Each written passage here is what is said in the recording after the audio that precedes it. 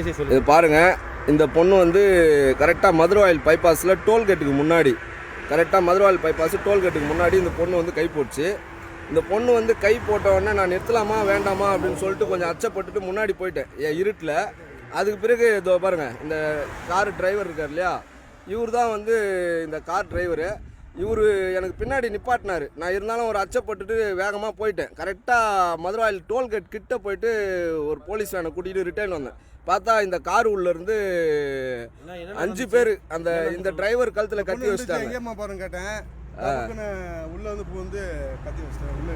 இந்த பொண்ணை நிப்பாட்டி இந்த பொண்ணை வச்சு அந்த 5 பசங்களும் கரெக்டாக இந்த பொண்ணை, அதாவது வந்து இந்த பொண்ணை வந்து நிப்பாட்டி கை போட வைக்கிறானுங்க. நைட்டில் 1 மணிக்கு 2 மணிக்கு நிப்பாட்டி கை போட வச்சு என்ன பண்ணுறானுங்கன்னாக்கா, டிரைவர் நிப்பாட்டினோடனே உள்ள 5 பேர் பூந்துடுறானுங்க.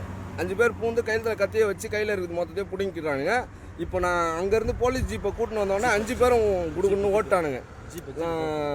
இப்போ போலீஸ் ஜீப்பை இது பாருங்க கூட்டிகிட்டு வந்த உடனே 5 பேரும் எஸ்கேப்பு. இங்கே காட்டுறேன், இங்கே காட்டுறா.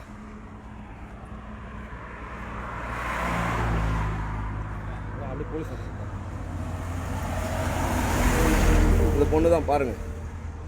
பைபாஸில், அதாவது மதுரவாயில் பைபாஸில் நீங்கள் எப்போ யாராவது வாகனங்களை ஓட்டிகிட்டு வந்தாலும் இந்த மாதிரி பெண்கள்லாம் கை போட்டாக்கா தயவு செய்து நிப்பாட்டாதீங்க. அப்படியே நிப்பாட்டினா 5 பேர் 10 பேர் வந்தாக்கா கும்பலாக வந்தால் நிப்பாட்டி அது என்னன்னு பார்த்துங்க.